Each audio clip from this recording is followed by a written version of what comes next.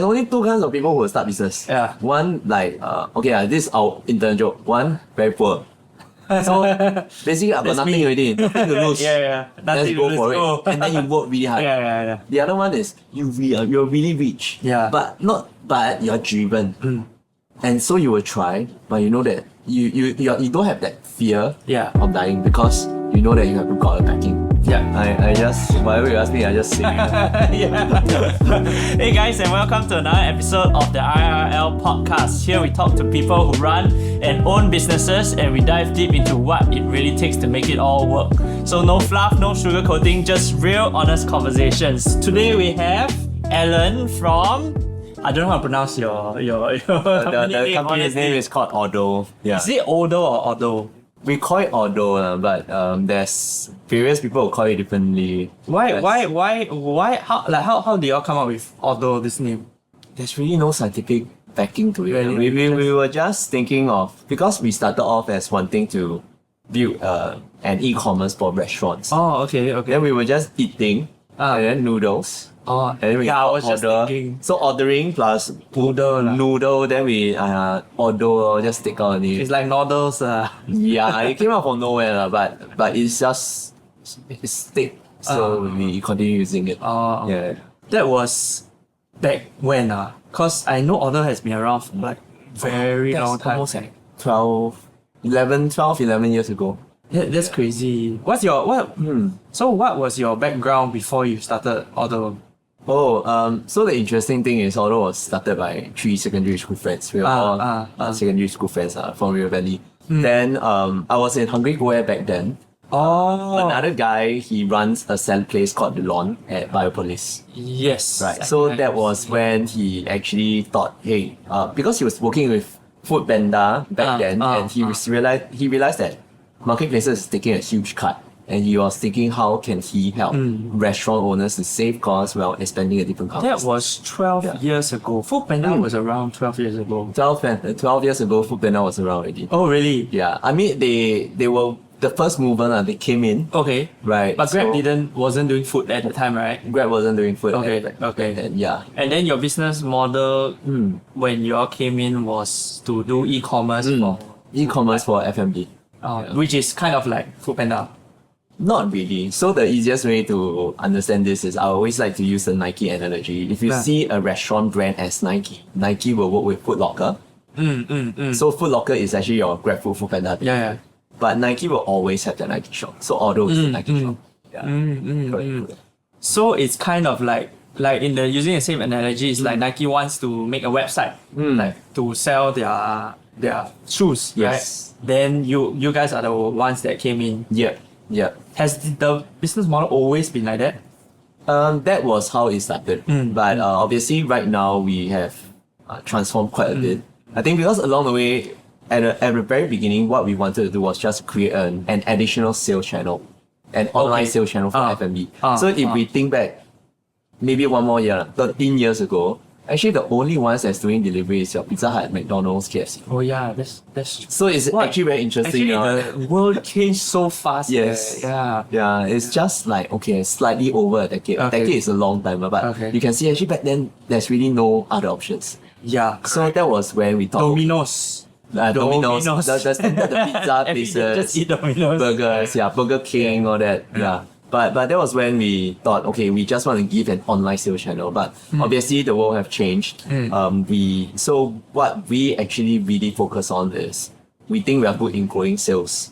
So we started to think of being a revenue partner for restaurants. So it's about driving online sales, driving dine-in sales. But you need a framework and methodology to this. Then and back then you were from Hungry Go Where. Yes. What were you doing at Hungry Go Where? I was the reservation side of things. So Hungry Go Where, that time they were already part of Singtel. And Hungry Go Where was part of Singtel. Hungry Go Where got bought out, got bought over by Singtel. Okay. So it falls under the InSync side of things. If you can remember, Singtel had a lifestyle department. So they were doing a lot of like actually, a lot of the JLCs do it also. I know SMRT has one. Yes. Singtel. Okay. Correct. So it's that lah. And then I think Hungry Boy wanted to do reservation system. A bit like Choke. A bit like Choke. So Choke was starting out back then. There was another one called Reserve It. So same thing, if you think like 13, 14 years ago, there's no online reservations. Yeah, you need to call in. Yes, you gotta call in. And so that was when Hungryware started having a reservation system. And I was one of the pioneers in that team. I see. To do the reservation something. So did you get it's a startup also lah, right? Because I knew Hungryware as more of like you don't know what to eat, you want to know what is nice around the area, then you go and find lah. It was like the food discovery platform. Yeah, correct. Where people will do very real reviews. That was before all your Google reviews or your food bloggers. So that was the place to go. Yeah. But along the way, that's why they wanted to add in reservations. So I see. So they can they can monetize it, right? Correct. Oh, I didn't know that. But then before that, you were fresh grad. Yep. Before that, I mean, I hop around a bit. I actually, right out of school, I actually started. Which school did you go to? Sorry. I was in SIM. Oh, UOL. So then after that, I started this promoters agency business. Oh, okay. Wow. So essentially, we hire part-timers, train them how to sell pots, pans, sauces, whatever not. And then you say you're introvert, but you teach people how to sell. I mean, I'm an functional extrovert, but yes, I'm an introvert, guys. But yeah, so we train them how to sell. Okay. Right, and then we just place them in all the supermarkets, 7-Eleven stores to sell stuff. Right? Oh, okay. So it's like a manpower business lah, right? It's you very get much like a manpower business. Young or like aunties together. Yes. Then you train them how to sell, how to talk about the product. Correct. And then after you do B2B, which is you have contract with, let's say, BHG, or like last time was called OG, is it? Actually, it's more of the brands. Okay. So because like, for example, supermarket, NTUC, there's gonna be brands like Super Beans, there's gonna be brands like maybe say people selling kiwi, and then they need a promoter to go then the guy over there with the hot the slow cooker, then like, hello, you want it? Correct. Exactly. Yeah. So that was that. How do you even get into that business? Because during uni period, I did a lot of part-time jobs. So I was selling handphones. That time there's this brand called HTC phone. Yes, how to control. So we But I was doing selling HTC phone. So you were always very like entrepreneurial in that sense lah. Like you like to buy, sell things. I just like to do things I don't watch much TV back then. So it's either I'm playing sports or when there's no sports to play, then see is there any job to do. So I'll go around finding things to do. Yeah. Cool. Correct. Then because of that you went to do part-time jobs, and then you somehow got the opportunity to do this promoter thing. Correct. I think that's also like a challenge because like I said, I'm truly quite an introvert. But when you go and do a job, then you go, I cannot. I'm being paid to do something. I say, I gotta do it. I gotta start talking to people. Yeah. And then after that, after doing this promoter thing, you say you jump around, and then how did you land up with a job in Hungryware? Well, because after the promoters agency, I kind of like didn't really want to do it anymore because there's a slight fallout with the initial partner. Okay. So I went to a startup. That was when I joined my first startup experience in some sense. The company folded in 3 months. Right. So it started 3 months, died. Then the founder said, "Oh, we don't want to do this anymore." So back then, I mean, I still have my my student loan, everything to pay for, and I'm not taking any money from family. So I'm thinking, I need a job. So that was when I just ran through, and I couldn't. I mean, there were a few offers, but they all require you to wear like shirt, pants, wear tie. So I couldn't see myself doing that, and it just happened that there was this interview with Singtel. I went. I realized it's actually for Hungryware. Oh, okay. Right, and I know how I won the job because I mean the founder told me, they were asking, so there's a lot of people applying for a job. Why should we hire you? I told them that I'm just desperate for a job. And he said it was that statement that got me the job. Really? Yeah. Like they want hungry people lah. I mean because like if you're in the desperate, name anyway. Yeah. help. Your forward funds are good. Go away. Go here. Go here. Hungry, come here. Yeah. Oh, wow. So you and like that company just folded in 3 months and then So I think that was because the founders, they have an idea. They wanted to start things. And they realized that maybe the idea is not that brilliant after all. okay. Yeah, so but they started hiring people already. Yeah. They didn't bootstrap and try They on their own. didn't. Interesting. Right? Yeah. Yeah. No funding, nothing. Just hire someone with their own money. Yeah. Then 3 months and oh sorry. Correct, Bye. correct. Oh, that's very I interesting. think one of the reasons because I believe that they came from relatively well-to-do families. So they just started, just try it. Yeah. So that was Yeah.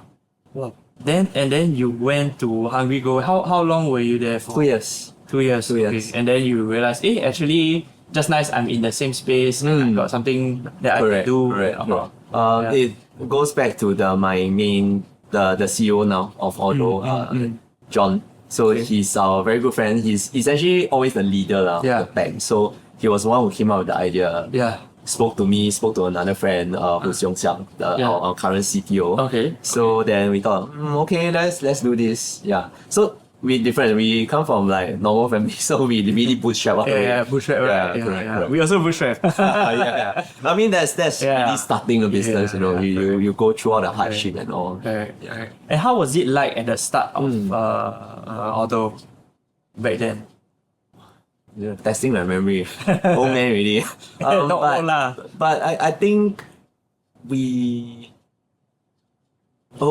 at the first few months, it was quite hilarious. Because we were not very certain that we want to do just for F&B. We thought, hey, e-commerce is not big in Singapore yet. Yeah. Right.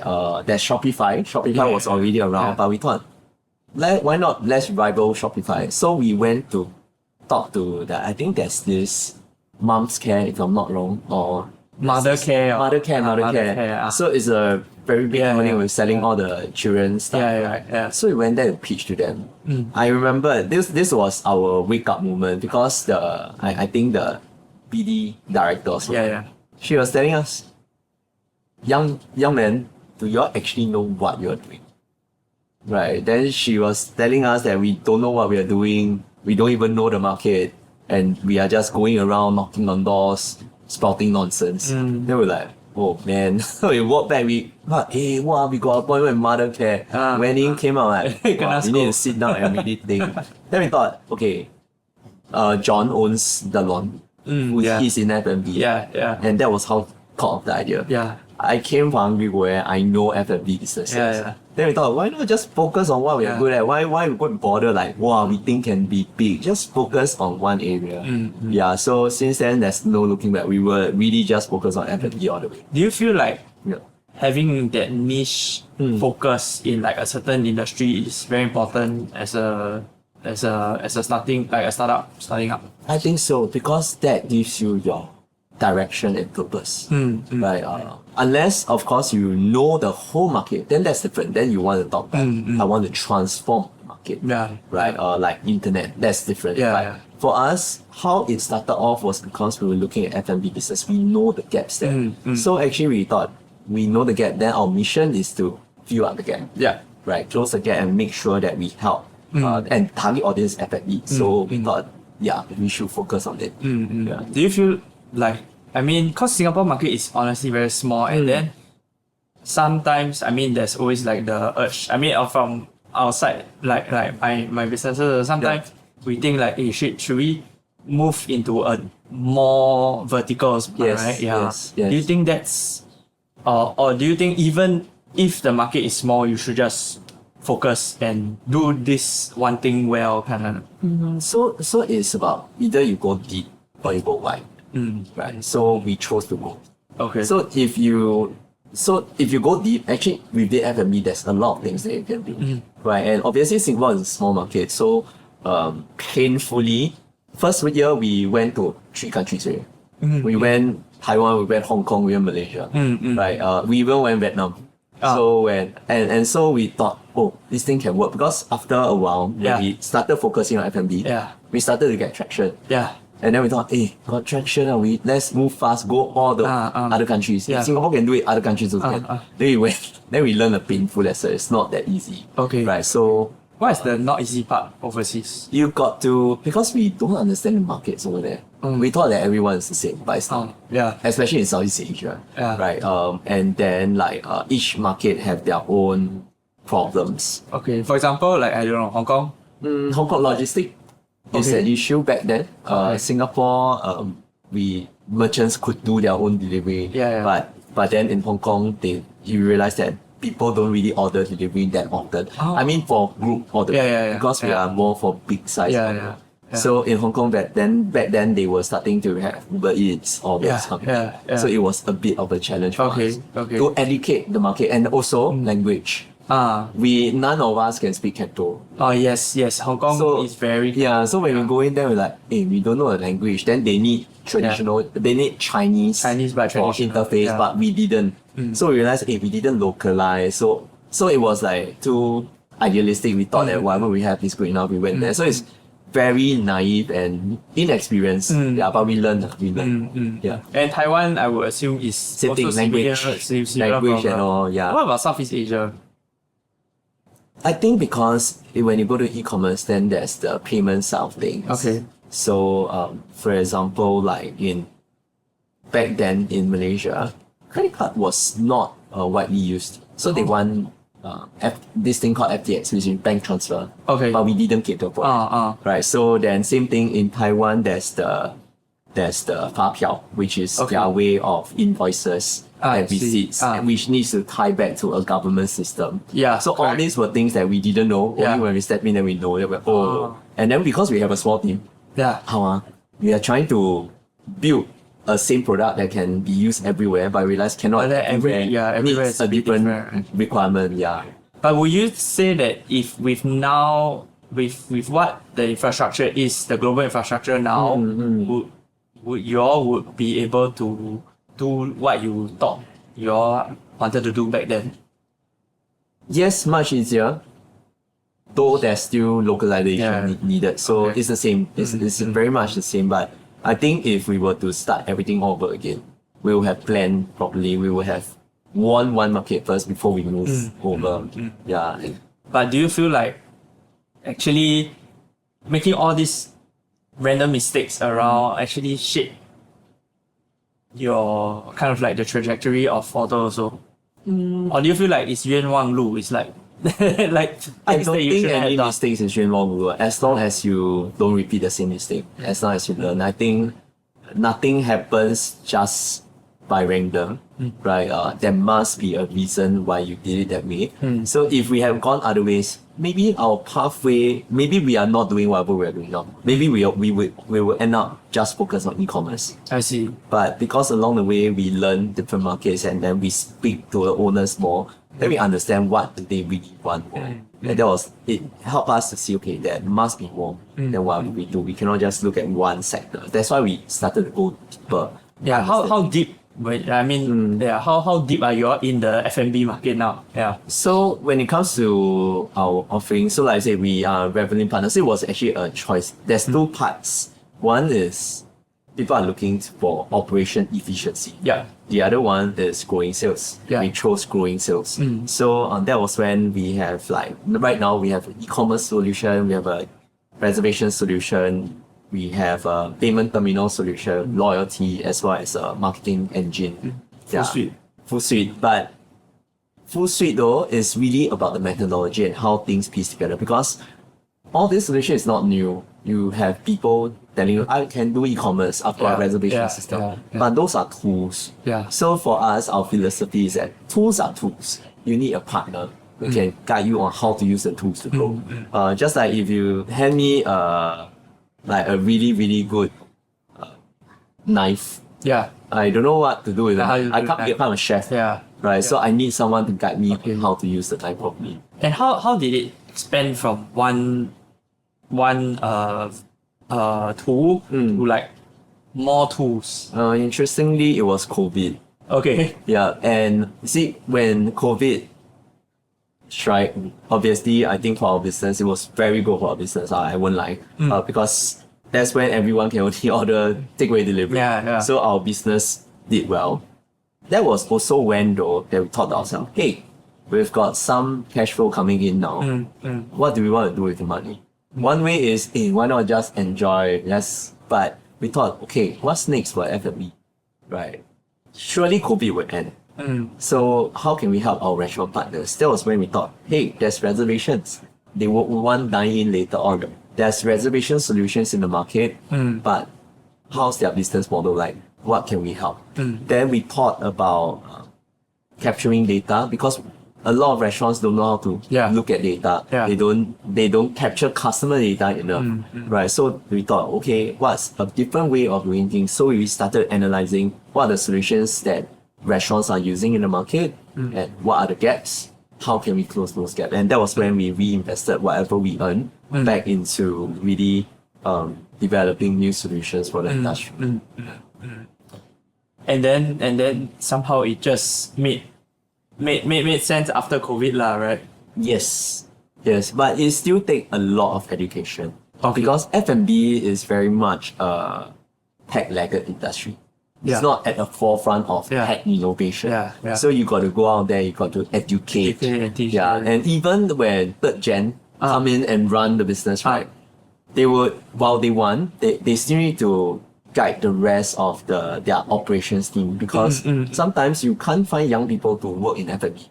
Right. So F&B manpower is also a problem. So there's multiple layers of problems to solve. So it's not as straightforward. Hey, I've got something really great, and means you. And then you'll just You got to educate, and different people will have different sets of problems. So you got to customize a little bit for everyone. And that customization is it's more of how to use it, not really the solution. I see. Because I would imagine from like most F&B people I know, they are really just very passionate about the thing, or they have like another business. Then they just want something that can see, can touch, that they like, or like property agent, right? Then they just open a cafe, and then they just don't want to think so much about it, right? Correct. So I would imagine it will be quite difficult to like bring in tech into such a market, an industry that is a bit more more hands-on and less like thinking kind of. Yes, because if you think about it, most of the great F&B businesses that you know, they will tell you, as long as the food is good, customers are gonna come. There's two kinds. One is food is good, customers are gonna come. The other one is you gotta make yourself IG worthy and then hype it up. But then how to sustain it is right. So you have these two, but that is when you see that's not enough. That's the foundation of it. But if you want to have longevity, you want to have sustainability in your business, you gotta start looking into, how do I drive my customers back? There's so many options these days. And then using data, I think that's something that I think a lot of restaurant owners don't really do, right? Because like you targeting the right market, even like running their marketing towards direction that's more towards the kind of people that will eat your food. Right? Let me ask you one question. This will be interesting. Let's say for example, if you're a normal restaurant, let's say you're a good restaurant, decent restaurant, and in January you serve, let's use 1,000, easier to count. You serve 1,000 customers. By the end of the year, right, 31st December, how many of these 1,000 customers do you think have returned a second time? Wow, quite little. Maybe 100? 200? So around 10%, 20%? Yeah.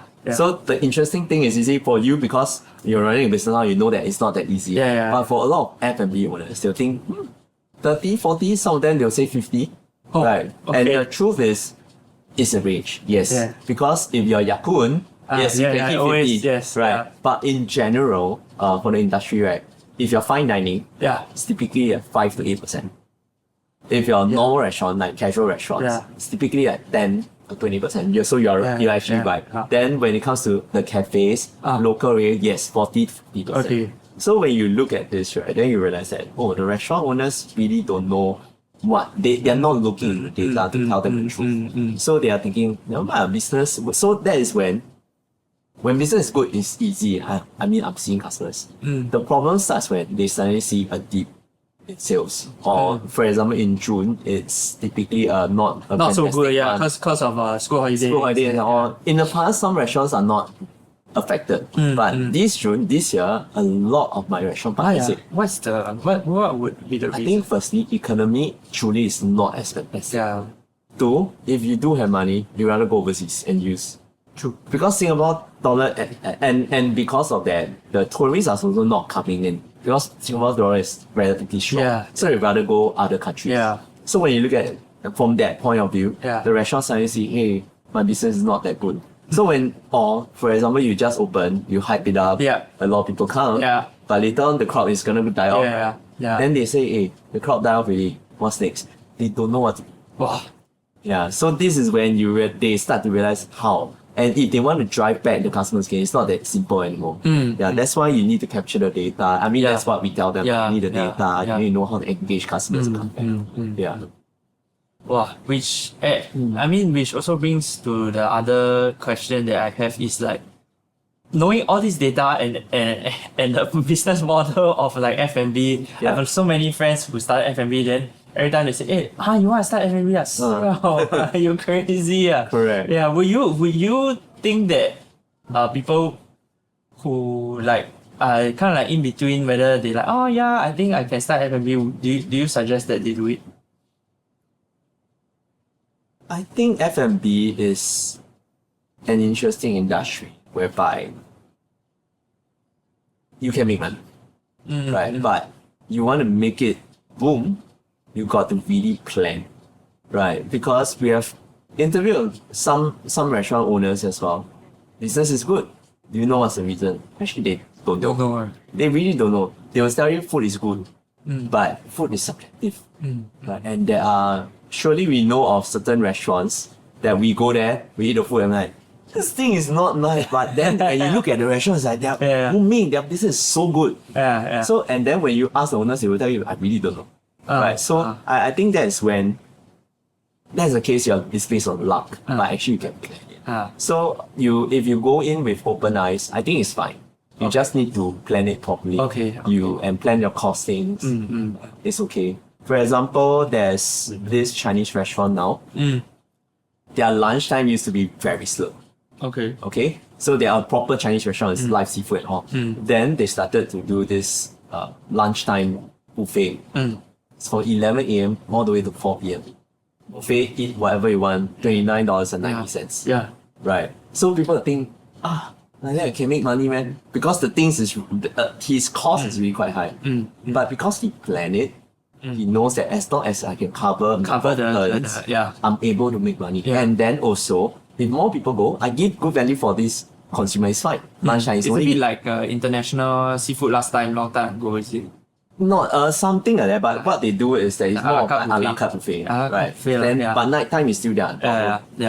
Of course, it's a scaled down number of items. They will reduce the number of items. But why it's good with it is because once there's volume, he can also start going to his suppliers and say, hey, actually I got big volume, reduce my cost. Oh, so that's very smart. Yes. Yeah, So it's not just about, you see, can make money, but because he planned.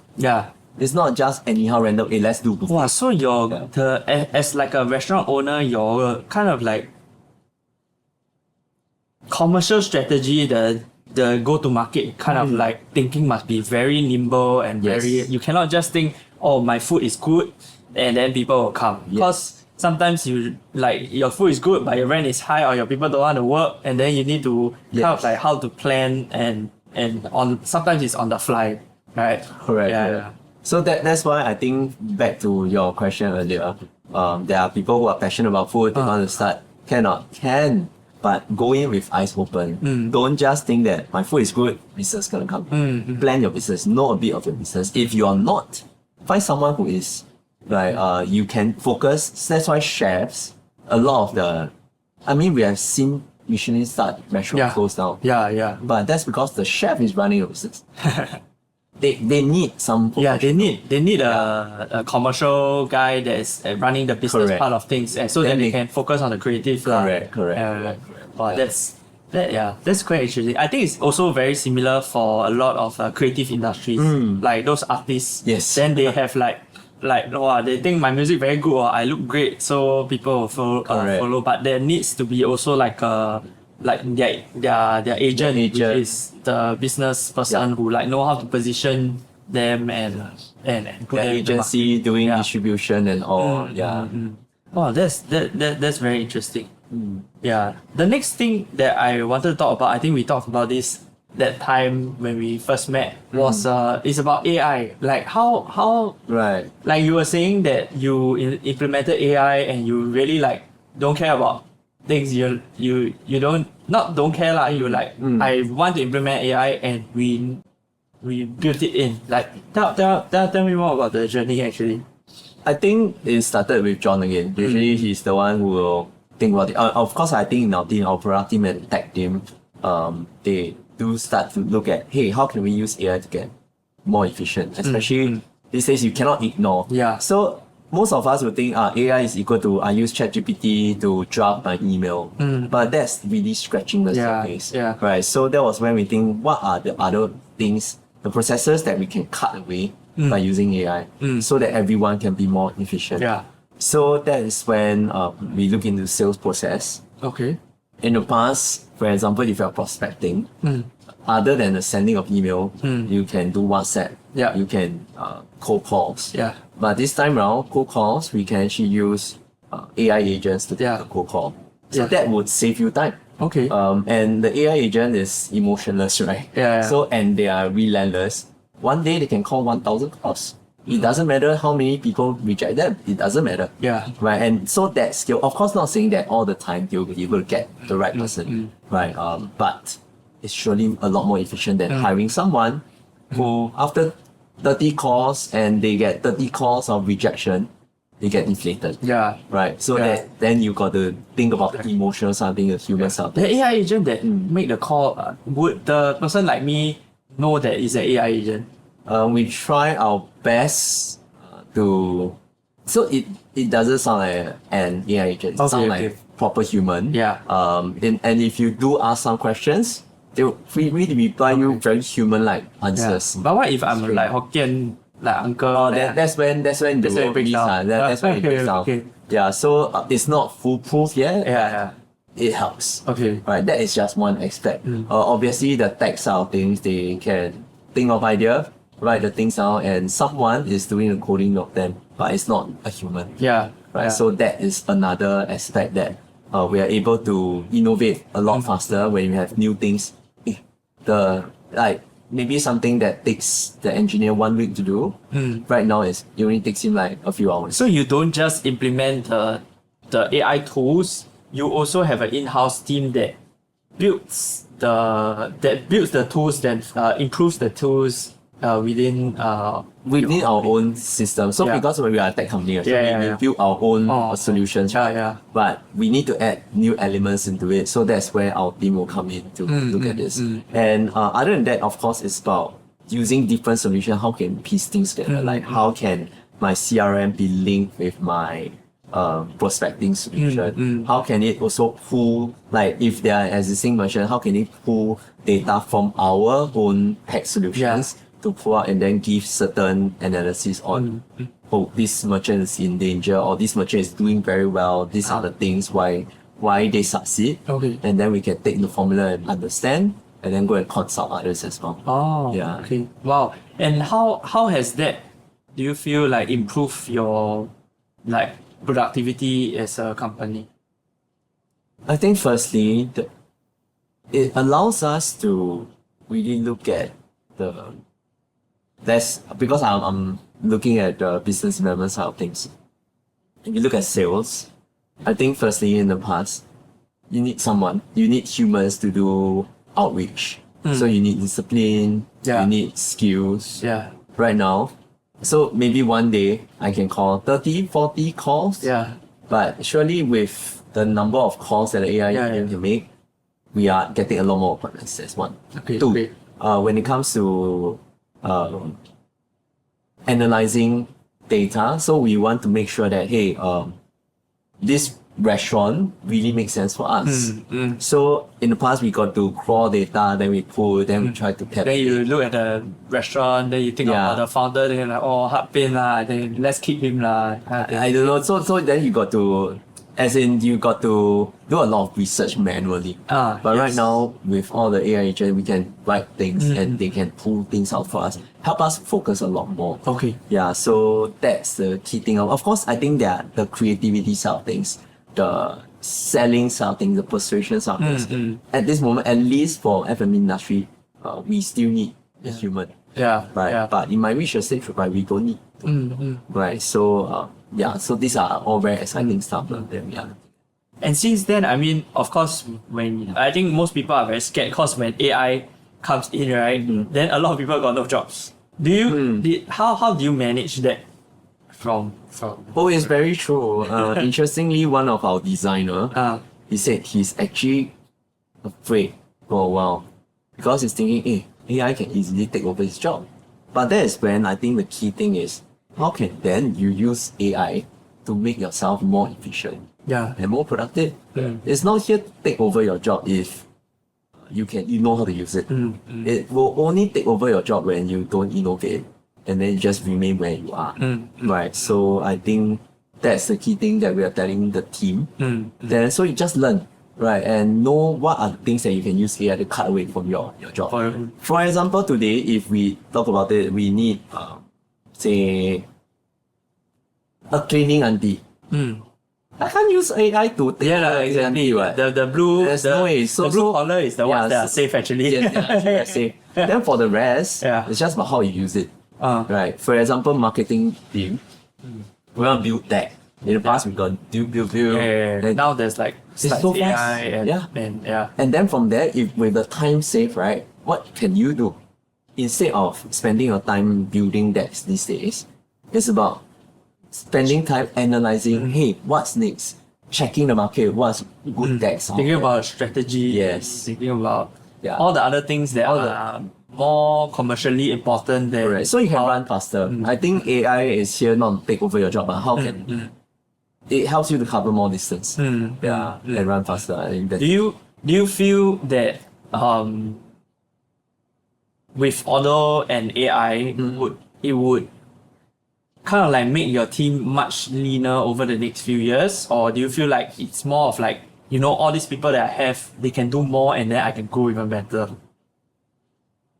Interestingly, we actually kind of scaled down a little bit because of AI. In the sense that in the past, we had a much bigger support team.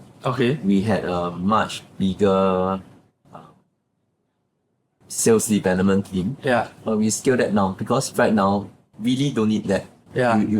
And if we can put them somewhere else, we would. But when it comes to support team, actually, there's really no... So we scaled down a little. So yes, the team is leaner, right? But you will reach a stage whereby you still need humans. Because restaurant owners, they want someone to go there. Right. So then, of course, we will be thinking, is it worth it? Right. Is this restaurant, is it a top client that we should want to bring? But if not, then if they are just saying, just buy an Optimus next time and then move there.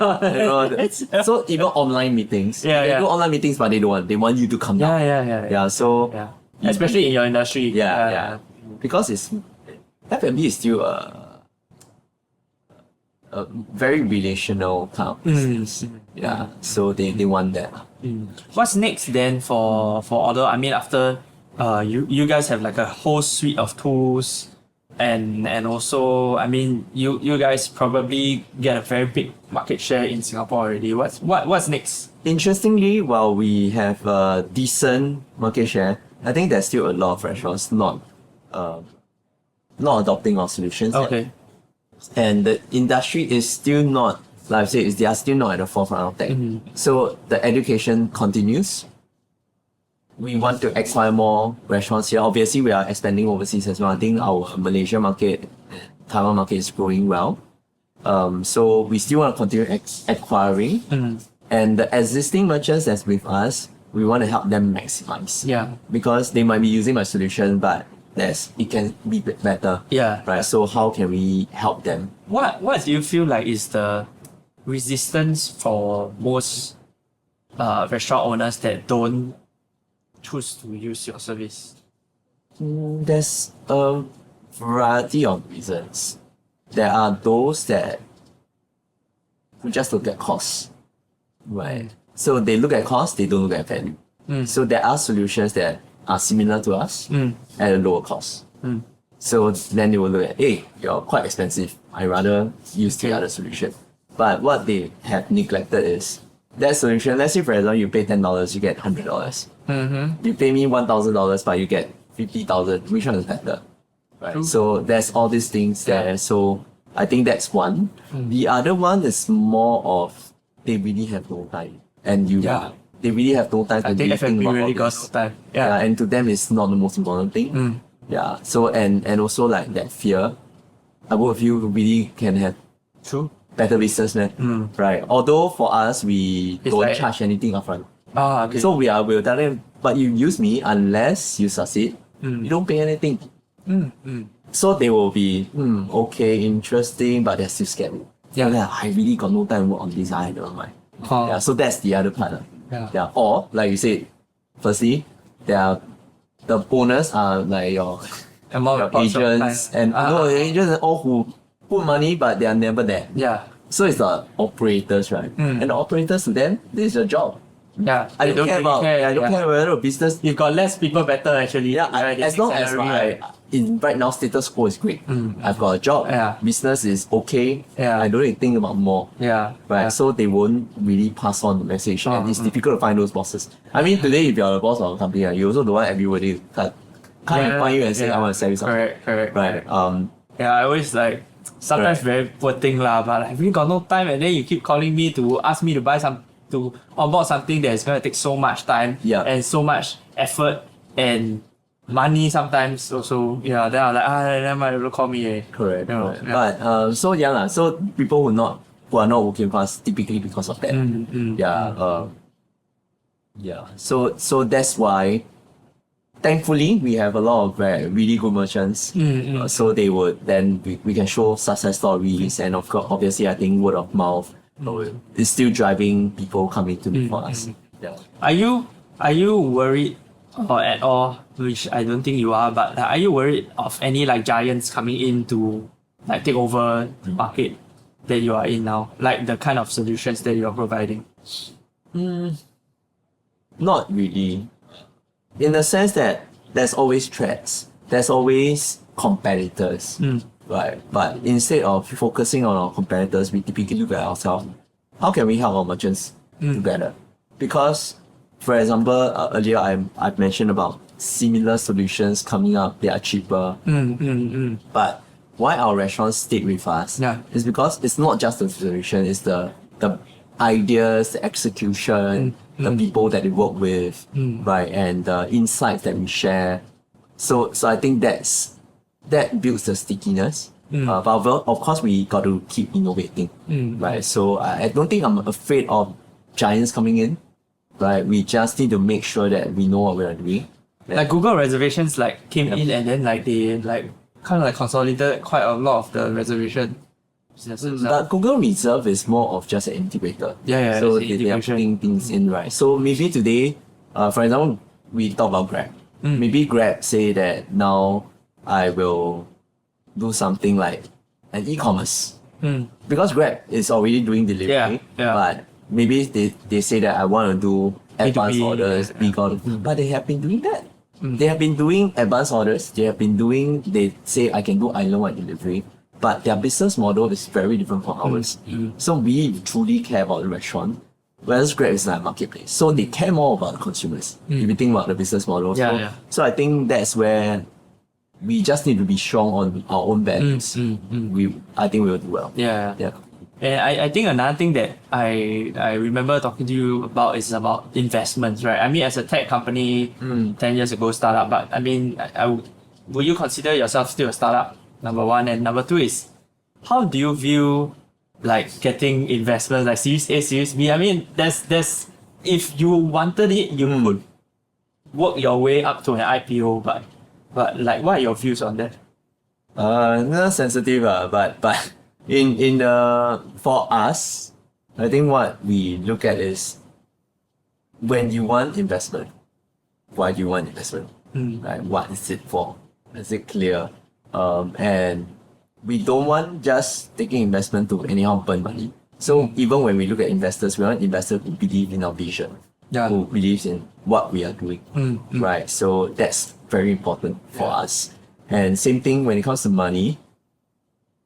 It's okay. The other day we were just having this joke. I mean, not just with ourselves, but other companies and friends who are running business.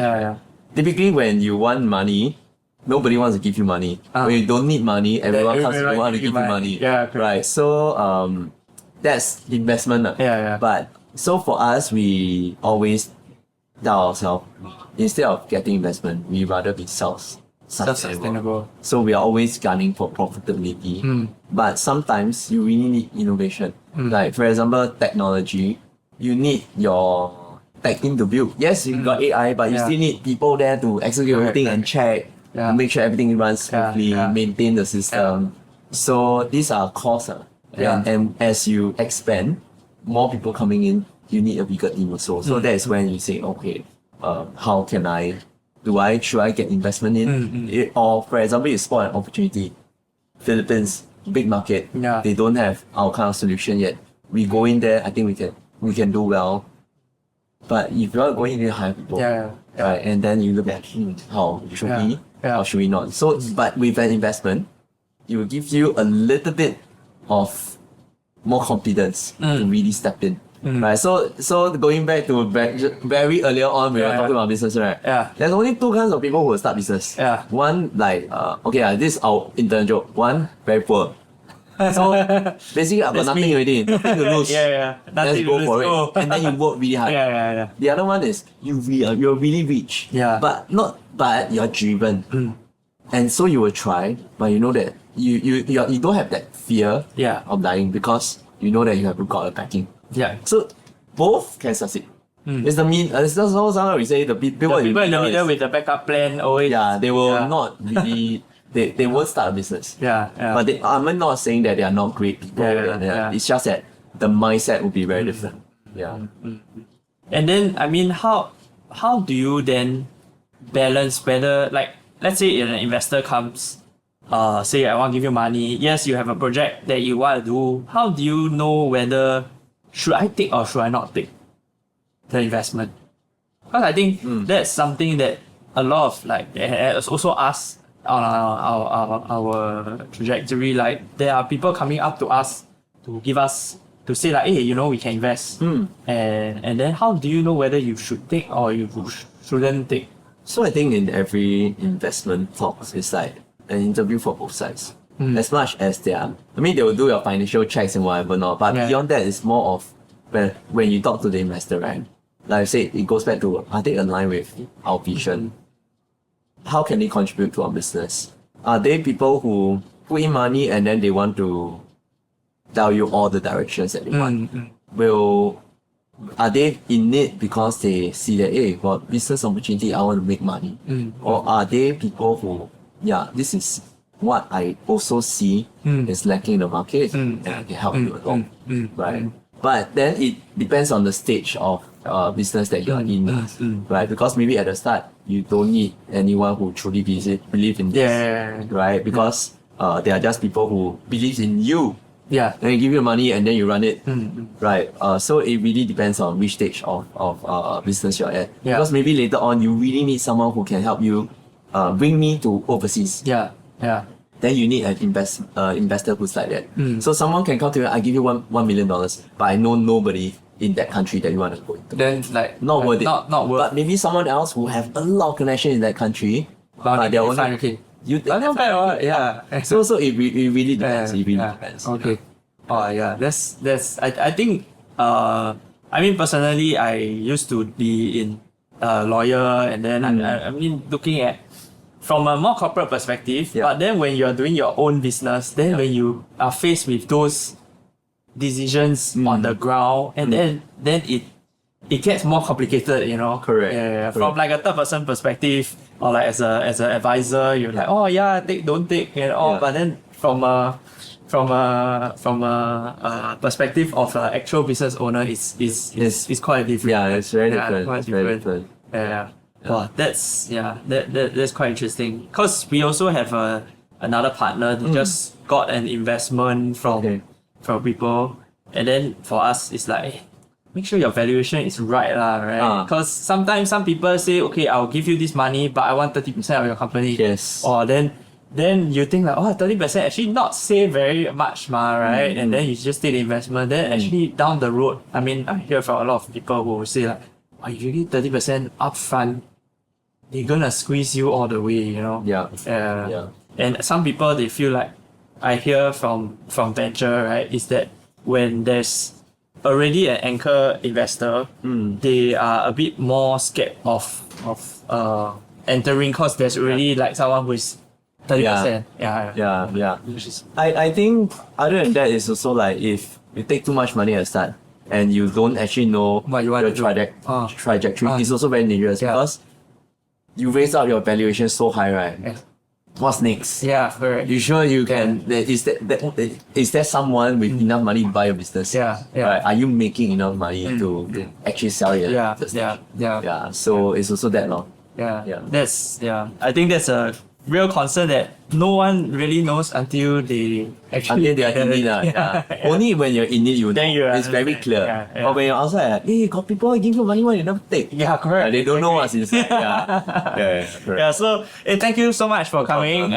Thanks guys for watching this episode of IRL Podcast. If you like this episode, please like, comment and subscribe to this episode, this channel. And where can we find you on Instagram or?